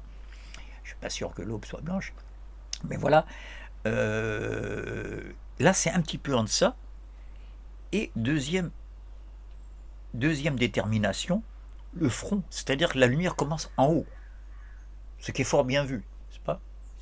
Donc ça anticipe sur la suite, parce qu'il va dire après, les camps d'ombre ne quittaient pas la route du bois. En bas, il y a encore de l'ombre, c'est pas ? Rien ne bougeait encore au front des palais. Les camps d'ombre ne quittaient pas la route du bois. L'eau était morte. Donc pour l'instant, les eaux sont silencieuses, immobiles, mortes fontaines, on dirait chez Nerval. Rien ne bougeait encore au front des palais, l'eau était morte, les camps d'ombre ne quittaient pas la route du bois. C'est intéressant, les camps, comme s'il y avait une espèce de lutte. Un camp, c'est une notion un peu militaire, pas entre la lumière qui commence à s'élever et l'ombre. Les camps d'ombre, donc la même dichotomie que chez Hölderlin, ne quittaient pas la route du bois. La première entreprise fut dans le sentier. Vous voyez la progression des temps de verbe. On a commencé par le passé composé, j'ai embrassé l'aube d'été. Puis l'imparfait, rien ne bougeait encore au fond des palais. Ça, c'est du côté de ce qu'on voit de l'objet, dans sa solennité. Et la première entreprise fut dans le sentier. Je reviens un peu en arrière. Rien ne bougeait encore au fond des palais. Pour les palais, on a dit c'est en haut. Deuxièmement, il y a l'imparfait, ça on l'a dit. Troisième détermination, les palais, c'est luxueux. C'est une notion noble. C'est un vagabond. Bon, c'est bien qu'il n'habite pas dans un palais. Tu vois ? Ça veut dire que ce moment rend tout solennel. Ça peut être une bâtisse, ça peut être une maison de banlieue, peu importe, n'est-ce pas ? Ça devient le front d'un palais lorsque c'est éclairé par le soleil de l'aube. Ce thème du luxe, qui par contre est une forte référence à Baudelaire, là tout n'est qu'ordre, beauté, luxe, calme et volupté, n'est-ce pas ?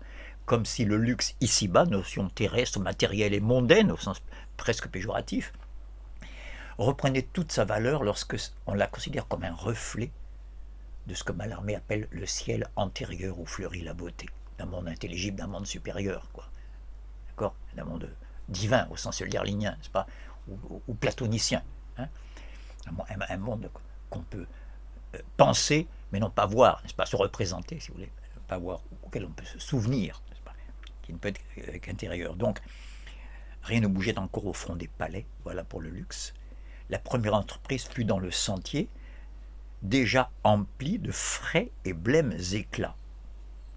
Alors là, on voit tout les frais et blêmes éclats. On ne peut pas être plus impressionniste que ce genre de notation. J'oppose les impressions frais et blêmes éclats. Frais, c'est sur la peau, hein, fraîcheur. Tout à l'heure, Hölderlin disait la fraîcheur du ruisseau et la roche, vu que le soleil l'a échauffée. C'est les mêmes dichotomies. Or, qu'est-ce qu'il y a pendant toute la première moitié du siècle sous le romantisme ? Des sentiments. La haine, la joie, l'amour, la tristesse, la mélancolie, la gaieté, peu importe, mais c'est des sentiments. Là, non, ce sont des sensations. Le corps est beaucoup plus présent. Vraiment le paysage moderne par excellence, que l'on sent avec le corps. Rimbaud avait Rousseau avait initié le processus. C'est pourquoi je m'agace un peu quand on dit que Rousseau est précurseur du romantisme. Un précurseur, je ne le répéterai jamais assez, et pardon pour ceux qui l'ont déjà entendu, c'est, si je prends le terme à la lettre, au niveau de sa signification, celui qui fait un peu ce que les successeurs vont faire beaucoup. C'est ça un précurseur. Or, Rousseau n'est pas moins moderne que le romantique qui vont suivre, il l'est plus parce qu'il anticipe par-delà le romantisme ce qui va surgir à partir de Baudelaire et qui s'épanouit chez Rimbaud et ses successeurs. C'est le triomphe de la sensation du corps et de l'impression, on dira en peinture. Impression, c'est bien ça dire, ça tient bien l'anglais aussi. Par rapport aux sentiments ou bien aux idées. Il y a des idées ou les faits. Hein, chez un romancier réaliste, c'est pas l'abondance des faits. Des corps, chez Balzac, on peut avoir 50 pages sur tous les objets qui se trouvent sur la cheminée de ses personnages, hein, de l'appartement de son personnage. Je ne suis pas en train de réduire Balzac à être un immense appareil photo ou une caméra. Balzac est un visionnaire, c'est pas seulement quelqu'un qui a de l'œil, il a de la vision, il n'a pas seulement de la vue. Hein. Mais, je veux dire, il n'y a pas cette insistance sur le rapport, cette synthèse magnifique que contient la notion d'impression au sens moderne, à savoir le romantisme. Allez, maintenant je périodise tout ça, je systématise comme un syllogisme. Premier extrême, le moi du romantique, qui est la matière de toute la littérature romantique. Je dois, comme dit Hugo, quand je vous parle de moi, je vous parle de vous. Donc je peux parler de moi tant que je veux. Et puis je parle de vous en même temps aussi. Bon, alors que dans le classicisme, on l'avait vu avec Pascal, le moi est haïssable, on ne parle jamais de soi. On parle de sujets généraux, etc. Le romantisme, c'est la réhabilitation de la subjectivité du moi. Bien. Mais le moi du sentiment. Le réalisme qui va surgir par réaction contre le romantisme et qui s'investit plus chez les romanciers que chez les poètes, ça c'est logique. Le vaste monde, ce que Hegel appelle la prose du monde, le monde réel qui nous entoure se prête peu à être mis en rime et correspond beaucoup mieux par contre au récit romanesque. Donc, le réalisme, lui, va parler de l'objet plutôt que du moi, au sens général, hein, sinon c'est réducteur, hein, je veux dire, va plus parler de choses objectives, l'ambition d'un Rastignac, n'est-ce pas, les déceptions du père Goriot par rapport à ses filles, c'est des choses bien vues, si tu veux. Bon, c'est des réalités qui sont exprimées là, d'où le réalisme. Et donc, on sait, c'est pas Balzac qui nous parle de ces états d'âme. Alors que dès les premiers mots d'un poème comme l'isolement de Lamartine, vous avez souvent sur la montagne, à l'ombre du vieux chêne, au coucher du soleil, tristement je m'assieds. J'ironise pas, c'est admirable de fluidité, c'est une des grandes qualités de Lamartine, c'est fluide. Souvent sur la montagne, à l'ombre du vieux chêne, au coucher du soleil, tristement je m'assieds. Sauf qu'on ne voit rien de précis. Ça peut être n'importe où, ça. Souvent sur la montagne. Quelle montagne? C'est pas les Alpes, c'est aussi une colline. À l'ombre du vieux chêne, tristement je m'assieds. Et ils commencent par s'asseoir. Les romantiques sont fatigués, on va le voir, ils sont toujours au coucher. C'est Rousseau qui a inauguré ça dans la 5e promenade. Et là, m'étalant de tout mon long dans une barque que je laissais aller à la dérive. Bon, c'est profond, hein, cette chose-là. Hein. Qui prendra fin avec Valérie dans le cimetière marin, donc néo-réalisme fin 19e siècle, qui à la fin de Pierre Marin, au moment où il va presque s'engloutir dans le soleil du midi, là, dans le soleil méditerranéen, devant la mer qui flamboie, là, la mer toujours recommencée, lutte contre un coup contre cette tentation d'anéantissement et dit non, debout dans l'ère successive. Il faut tenter de vivre. Là, on voit que le romantisme est fini. C'est le contraire de se coucher et s'asseoir. C'est intéressant, ces échos que se font comme ça les textes entre eux, sans s'être concertés au préalable. Donc, j'insiste sur frais et blêmes éclats que je continue dans le sentier déjà empli de quoi? De choses qui concernent d'abord le corps, empli de frais et blêmes éclats. 2 points, une fleur qui me dit son nom. Donc, impression olfactive, frais, blême, tactile, frais, visuelle, une fleur, auditive qui me dit son nom, progression. On voit que le soleil se lève de plus en plus. Je ris au Wasserfall blond. Wasserfall, on voit que c'est un gamin qui vient des Ardennes, à la limite de la germanophonie et de la francophonie. Wasserfall, c'est waterfall, hein, c'est une cascade tout simplement, hein, une chute d'eau. Je ris au Wasserfall blond, donc ça y est, le soleil l'est illuminé, qui s'échevela à travers les sapins. À la cime argentée, de nouveau le passé simple, je reconnus la déesse. Au front des palais, luxe, le Wasserfall blond, l'or, la couleur de l'or, à la cime argentée. Oui, c'est le déploiement du luxe que le soleil apporte. Là, je reviens à Rousseau. Je fais exprès de l'intertextualité. On a remarqué que chez Rousseau, il n'y a pas de couleur. Les musiciens, plus que peintres, je l'ai développé en comparant avec Chateaubriand, donc je ne reviens pas. Non, j'en parle maintenant, j'en reparle parce qu'il y a des exceptions. C'est très rare que Rousseau fasse des couleurs, mais il y en a une qui éclate, c'est dans la troisième lettre à Malesherbes. Après avoir décrit son extase de marcher dans la forêt près de Montmorency, Malesherbes lui avait demandé de détailler un peu qu'est-ce qu'il trouvait se promener dans la forêt. On est quand même mieux près d'un bon feu de cheminée avec de jolies femmes et de la musique de Mozart, j'en sais rien, quoi. C'est tellement nouveau, il ne comprenait pas. Bravo homme qui voulait que Rousseau s'explique et que se défende mieux. Et Rousseau lâche tout d'un coup ça. L'or des genêts et la pourpre des bruyères me frappaient d'un luxe qui touchait mon cœur. Pourquoi tout d'un coup des couleurs, et pas n'importe quelle couleur, l'or des genêts, la pourpre des bruyères, le drapeau espagnol, sangre et oro, le sang et l'or, les couleurs royales par excellence, impériales, les couleurs des souverains depuis toujours, le sang et l'or, le rouge et l'or. C'est intéressant. À mon avis, c'est une vengeance sur Voltaire. Voltaire venait d'écrire le fameux poème Le Mondain, où il dit tout le contraire, son bonheur d'être dans un monde artificiel, aménagé. Je ne prends pas parti pour l'un ou pour l'autre, c'est très intéressant. Bon, bien sûr, Voltaire n'arrive pas à la cheville au niveau poétique, bien sûr, de la prose rousseauienne. Par contre, c'est très généreux. Hein. Mais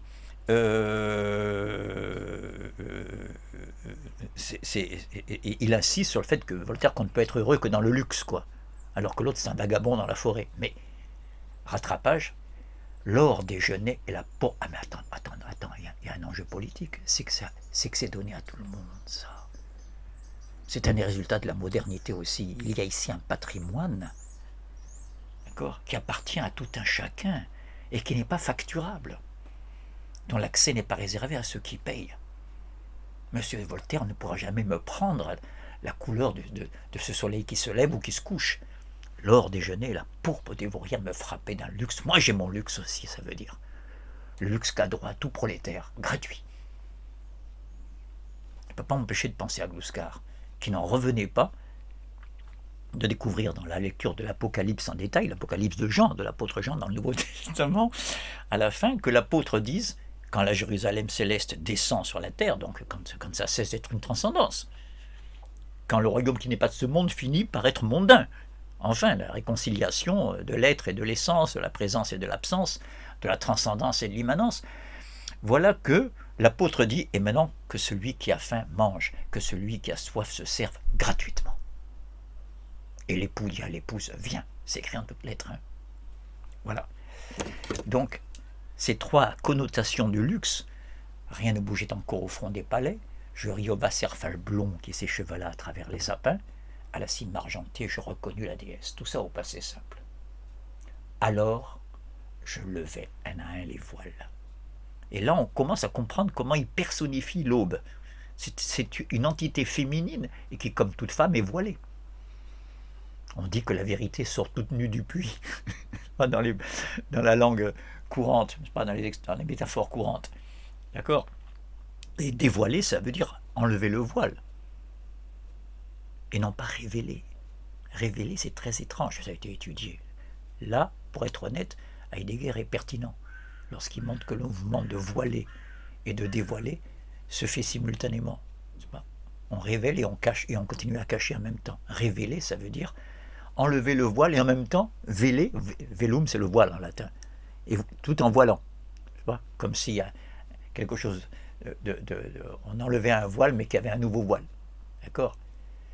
Je prolonge ma petite parenthèse de deux penseurs pour lesquels je suis plus sévère d'habitude, Heidegger, ou alors ce pauvre Nietzsche pour lequel je suis plus indulgent, mais quand même, un passage admirable de Nietzsche dans Par-delà le bien et le mal, une espèce de petit poème en prose où il imagine un dialogue entre quelqu'un qui lui dit « voyageur », c'est lui le voyageur, mais c'est le Wanderer, le Wanderer de chez Wagner de Wotan. Pourquoi fais-tu ce visage? Pourquoi es-tu angoissé? L'autre ne répond pas. Alors il lui offre tout, veux-tu le pays, je sais pas, le pays des vignes, hein, je prends l'expression d'Aragon, veux-tu ceci, il lui offre les trésors de la terre, et l'autre, ça laisse indifférent, et à la fin, il ouvre enfin la bouche, le voyageur, pour dire ce que je cherche, c'est vite un masque, un autre masque. Vous voyez le rapport avec le voile, d'accord? L'important c'est de rester masqué, voilé. Je fais de l'intertextualité depuis tout à l'heure, hein, car, Hölderlin le dit dans un poème, pour ce que Dieu lui-même porte aux surprises vêtements. On croit que Dieu, ça y est, ce n'est plus aucun masque, c'est la vérité. Même Dieu, sans doute pour nous protéger, n'est-ce pas? Dieu lui-même porte aux surprises vêtements. Un mal en pris assez mêlé lorsque, pour satisfaire, pour exprimer le vœu que lui demande, sans doute elle avait été une bonne amante, puisque Zeus lui avait dit « Je t'offre ce que tu veux », imprudemment. Et elle avait répondu « Je veux te voir dans ta splendeur », ça veut dire tel que tu en es en toi-même, et non pas métamorphosé en génie, sans signe, comme avec Léda. Et bien sûr, elle a été foudroyée sur le champ. Et cendre au sein de l'orage, dit Hölderlin, elle enfanta Bacchus le sacré. Donc, alors je levai un à un les voiles. C'est quand ce crescendo de passé simple se termine, et là on s'attarde sur cette course entre le narrateur et l'aube, parce que pour l'embrasser, il faut quand même l'attraper. Dans l'allée en agitant les bras. Ça commence comme ça. Les bras, on embrasse avec les bras. Alors je levai, un à un les voiles. Dans l'allée en agitant les bras. Dans la grande plaine, ça s'élargit, où je l'ai dénoncé au coq. À la ville, tout d'un coup on passe à la ville, c'est pas du tout le cas. Depuis le début on était dans le paysage naturel entre guillemets, les fleurs qui me disent son nom, la cascade, le Wasserfall, à part le front des palais, tout le reste c'était du végétal ou des corps naturels, botaniques. Et là tout d'un coup, à la grande ville où elle fuyait parmi les clochers et les dômes, courant comme un mendiant, je la chassais. Il essaye de l'attraper, je la chassais, c'est une traque. En haut de la route, on a de nouveau quitté la ville, près d'un bois de laurier. Vous voyez les impressions olfactives tout d'un coup, ça embaume, hein. En haut de la route, près d'un bois de laurier, je l'ai entouré avec ses voiles amassées. Et j'ai senti un peu son immense corps. Un peu modestie du poète, et bien sûr l'aube c'est une divinité, comment tu veux l'enclore avec tes bras, mais quand même, réussite, je suis en train de dire que c'est un poème de magicien. C'est lui qui déclenche l'aube. Dans ma première entreprise, hein, je reviens en arrière, ma première entreprise fut dans le sentier, c'est moi qui déclenche. Dans l'allée en agitant les bras. Par la plaine où je l'ai dénoncé au coq, c'est lui qui fait chanter le coq tout d'un coup, le matin. D'accord? Courant, vous voyez, c'est lui. Et donc il y a deux personnages là-dedans, c'est le poète qui est le magicien et la divinité qu'il essaye d'attraper. Je l'ai entouré avec ses voiles amassées. Comme les voiles, c'est assez immatériel, les voiles c'est un peu de la gaze. C'est un peu, je ne l'ai pas ici, mais comme ces tableaux de Cranach où il y a des femmes nues qui sont d'autant plus troublantes qu'elles sont revêtues, pas tout à fait nues, mais d'un tissu tellement transparent que c'est encore plus érotique. Je parle de Cranach le vieux. Je l'ai entouré avec ses voiles amassées, comme si à plusieurs voiles c'était un peu plus substantiel qu'avec un seul voile. Et j'ai senti un peu, autrement dit, ça commence à être un peu plus matériel et substantiel, son immense corps. L'aube et l'enfant tombèrent au bas du bois. Donc le couple fondamental après, c'est celui de l'enfant et d'une déesse maternelle, visiblement. L'aube et l'enfant. Le narrateur n'est plus un magicien immense qui déclenche le processus. C'est un enfant. Point à la ligne, vous connaissez la chute. Au réveil, il était midi. Ça commence par un passé composé, j'ai embrassé l'aube d'été, ça se termine par un imparfait. Il était midi, bon sang, tout ça, c'était un rêve. Un rêve du petit matin, visiblement. Ces rêves délicieux qu'on fait le matin, Freud a étudié la question. Les fameux rêves heureux qu'on fait au réveil, juste avant le réveil en tout cas, hein, qui servent souvent de souvenirs écran, c'est-à-dire pour masquer des rêves plus redoutables qu'on a fait au milieu de la nuit, pour qu'on reste que sur une impression plus positive. Et sans doute un rêve issu d'un excellent sommeil, un rêve quasiment paradisiaque. Au réveil, il était midi. Sans doute le vagabond s'est endormi quelque part dans un fossé transi de froid et qui s'est réchauffé un peu et qui a produit ce rêve. Une hypothèse très hasardeuse que je fais, c'est juste pour donner un analogone, si vous voulez, de son admirable texte. Donc là, je reprends mon histoire de la focale dont j'ai parlé en introduction. Avec Aube de Rimbaud, on y arrive enfin. Il y a d'abord les bergers d'Arcadie de Poussin. D'accord? Une nature on ne peut plus extérieure. Il y a Chateaubriand, pourtant c'est le début du romantisme, il empêche, ça donne énormément à voir. On plonge dans le monde réel, extérieur, avec toutes les espèces animales et végétales qu'on voudra. Puis, avec Rousseau, c'est pas seulement chronologique, hein, Rousseau est un peu avant Chateaubriand quand même. Rousseau, il y a une tendance qui va l'emporter de plus en plus jusqu'à mouvement symboliste qui fait dire à Verlaine dans son manifeste l'art poétique de la musique avant toute chose, hein, en poésie. C'est-à-dire un effacement de tout ce qui est visuel au profit d'un ressenti intérieur, au point qu'il n'y a plus rien à voir. J'ai suffisamment cité soit Rousseau, l'uniformité du mouvement continu qui me berçait, soit Hölderlin, la beauté qui sourd sur les bords de l'image toute première, soit En bleu adorable, toit de métal du clocher. J'ai même pas cité un poème qui s'appelle Grèce, où il n'y a rien de grec. Dans le détail, on parle de Londres, de la voiture qui vient, du canal de la Manche, des beaux jardins épargnent la saison sur le Channel. C'est une mauvaise traduction, canal, sur la Manche, quoi. Et à la fin, c'est mais alentour, l'océan étale et il flamboie. Il n'y a plus rien à voir. Ou bien encore, en avant, en arrière, toujours derrière, nous ne voulons point voir. Nous laisser bercer comme un vacillant canot sur la mer. On voit bien là, tout ça c'est l'extinction du figuratif, pour reprendre un terme pictural, d'accord? C'est l'extinction du contour déterminé, figuratif, vers l'infini de l'imago. Et puis, grâce à Rimbaud, on traverse la focale et de nouveau un paysage se déploie, mais qui est un paysage intérieur. On n'a pas progressé pour rien. À l'intérieur, dans le monde nocturne du rêve, au réveil il était midi, se déploie tout d'un coup une fantasmatique superbe. Et c'est ça, c'est là où le réel revient dans la modernité. Et là, Rilke a très bien exprimé ça, que peut-être la finalité de toute poétique, pas seulement la poésie, ça peut être la prose, l'art, la peinture, la musique, c'est d'intérioriser ce qui s'est d'abord présenté comme extérieur.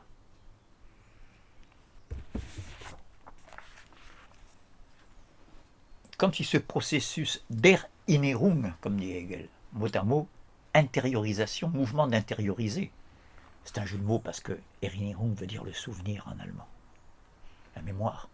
Une fois il y a la chose réellement, on la vit, une autre fois elle est intériorisée dans le souvenir. Et voilà que c'est une métonymie presque pour toute la création artistique. Et voilà ce qu'en dit Rilke. Peut-être sommes-nous ici pour dire maison, fontaine, porte, cruche, arbre fruitier, fenêtre. Là, on est dans le monde des objets, le monde extérieur. Hein. Tout au plus colonne, tour. Mais pour le dire, comprends-le, c'est souligné dire. Pour dire tout ce que les choses elles-mêmes jamais ne pensèrent être dans leur intimité. N'est-ce pas une ruse cachée de cette terre qui toujours se tait, le contraire de dire, lorsqu'elle presse les amants, pour que dans leurs sentiments chaque chose, chacune se transfigure. Voici le temps des choses dissibles. Tout à l'heure, Hölderlin disait sa parole dans le chantenome, comme si un logos allait se déployer indéfiniment pour exprimer la beauté infinie, c'est pas de ce qui est le plus élevé, le collectif. Voici le temps des choses dissibles, voici leur patrie. Le langage, la parole est leur patrie. Parle et proclame. Plus que jamais, décline et passe les choses que l'on peut vivre, les choses objectives. Car celles qui les chassent pour les remplacer sont des outils sans âme, des outils sous des croûtes qui éclateront d'elles-mêmes aussitôt que d'eux l'action s'échappera et autrement se limitera. Entre les marteaux subsiste notre cœur, comme entre les dents la langue qui pourtant malgré tout reste la louangeuse. Chante à l'ange, donc ça reprend dit proclame, hein. Chante à l'ange, toi homme chante à un être surnaturel, la louange du monde. Non pas du monde indicible, arrête de faire de la métaphysique. Non pas du monde indicible, car à lui, tu n'en imposeras pas avec la splendeur de ce que tu sentis, qu'il sent avec plus de sensibilité. C'est un être divin, l'indicible, il connaît mieux que toi. Tu es un novice, aussi montre-lui dans l'univers, la chose est simple. Donc oui, il y a un retour au réel, c'est ça ma focale, un retour au réel, mais transfiguré par la parole. Le fait qu'elle soit dite. Chante à l'ange la louange du monde. non pas du monde indicible, car à lui tu n'en imposeras pas avec la splendeur de ce que tu sentis, glissant avec plus de sensibilité, tu es un novice. Aussi montre-lui dans l'univers la chose simple, qui ayant pris forme de génération en génération est devenue la nôtre, et vit à côté de la main et dans le regard, dis-lui les choses.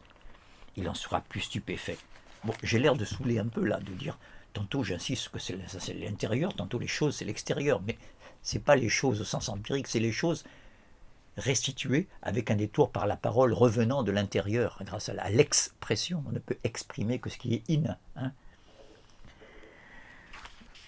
Il en sera plus stupéfait, comme tu le fus auprès du cordier de Rome, ou du potier des bords du Nil. Montre-lui comme une chose peut-être heureuse, innocente et nôtre, comme la douleur qui se lamente elle-même, purement consent à la forme, devient quelque chose qui sert ou meurt pour être chose, puis au-delà s'échappe avec félicité du violon, oui, sur une sonorité. Et ces choses dont la vie est déclin comprennent que tu les célèbres. Périssables, elles nous prêtent le pouvoir de sauver à nous, les plus périssables, nous sommes mortels, à nous les plus périssables, les plus éphémères.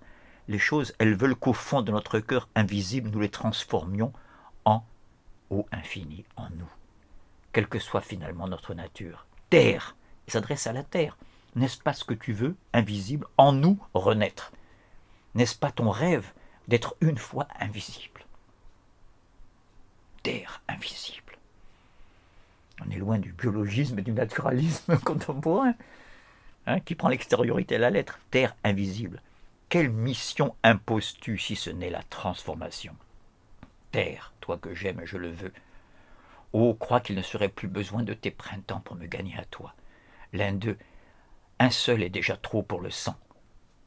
Un peu comme Lérine tout à l'heure était angoissée par l'aube et avait besoin de garder calme dans son cœur, dans sa poitrine, là, un printemps qui peut déjà être à la hauteur d'un printemps, n'est-ce pas?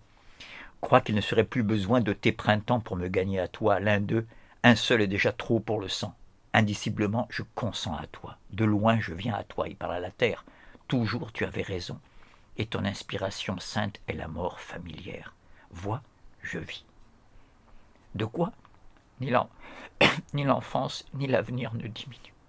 Une existence surabondante jaillit dans mon cœur. C'est la chute de cette admirable élégie numéro 9 de Rilke.